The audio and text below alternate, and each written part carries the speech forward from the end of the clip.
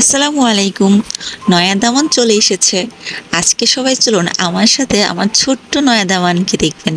শাফকাতের শেরওয়ানি কেনার পর তার বাবা তার নাগরা এবং পাগড়িও কিনে নিয়ে এসেছিল, কিন্তু এর মধ্যে শাফকাতের বার্থডে চলে যায়।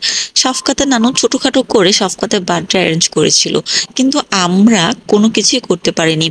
শাফকাতের দাদুর মনে একটা আক্ষেপ ছিল যে ওর বার্থডেতে উনি চেয়েছিল ওনার নাতিকে শেরওয়ানি পরাবে, কিন্তু সেটার হলো না।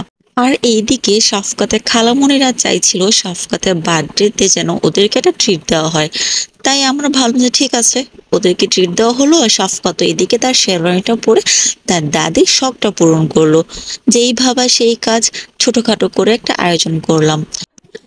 শাফকাতের নানু বাড়ির সবাই আর শাফকাতের বাবার এক ফ্রেন্ডের ফ্যামিলি মিলে আমরা চলে গেলাম খাজানা রেস্টুরেন্টে। শাফকাতের বাবাকে আমি বললাম, আগের বার কেক কেটেছি তো কি হয়েছে, চলো নতুন করে আরো একটা কেক নিয়ে যাই। আর তখন তাড়াহুড়ো করে আমরা আরেকটা কেক অ্যারেঞ্জ করলাম। সেদিন শাফকাত খুব কান্নাকাটি করছিল, ওকে কিছুতেই শেরওয়ানি পরানো যাচ্ছিল না।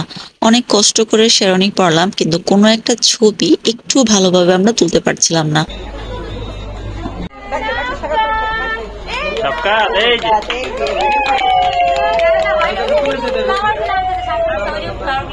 দাঁড়া আমি সাজাই দিতেছি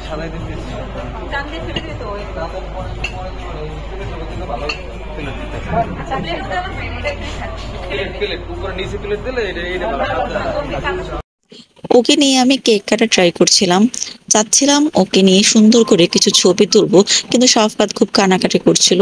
বাট কিছুতেই আমি কোনো কিছুই করতে পারছিলাম না ওকে নিয়ে। আজান, শাফকাতের ফিউচার বন্ধু, মানে সাখাওয়াতের বন্ধুর ছেলে, ও চুপচাপ বসে বসে শাফকাতের কান্নাকাটি আর সবার চিল্লাচিল্লি দেখছিল।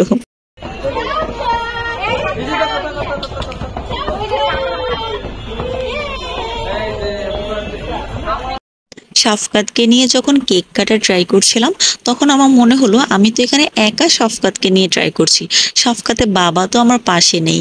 তখন শাফকাতের বাবাকে ডেকে নিলাম এবং আমরা দুজন মিলে শাফকাতের হাত ধরে কেকটা কেটে নিয়ে শাফকাতের মুখে একটু করে দিলাম।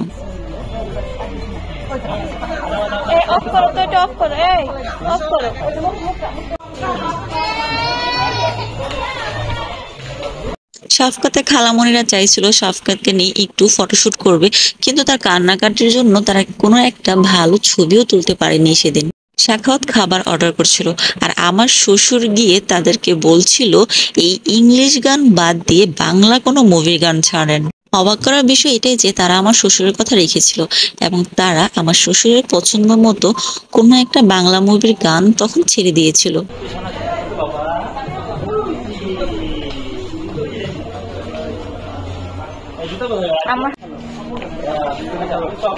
বাবা বাবা ক্যাচ ক্যাচ এই যে এই যে ক্যাচ ইয়ে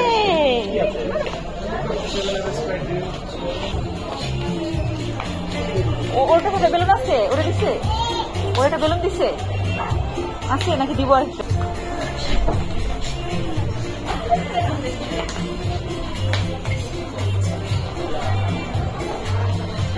শাফকাত আর আমার বোনের মেয়ে সানায়া বেলুন নিয়ে খুব মজা করে খেলছিল। প্রথম দিকে খুব কান্নাকাটি করলেও শাফকাত এখন অনেকটাই হ্যাপি।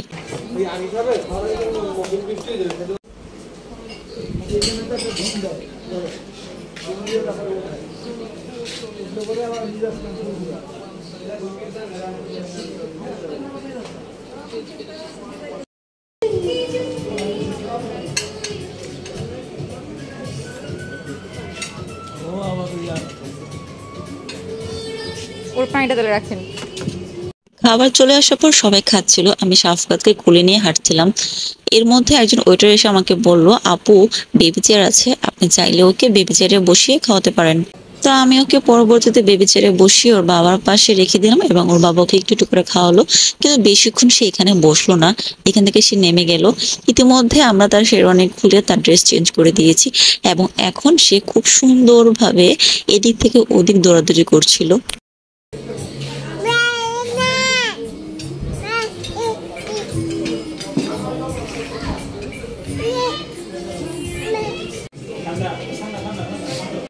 শেষে একটু গরম গরম স্যুপ খেয়ে আমরা বাসায় আসার জন্য বের হয়ে গেলাম।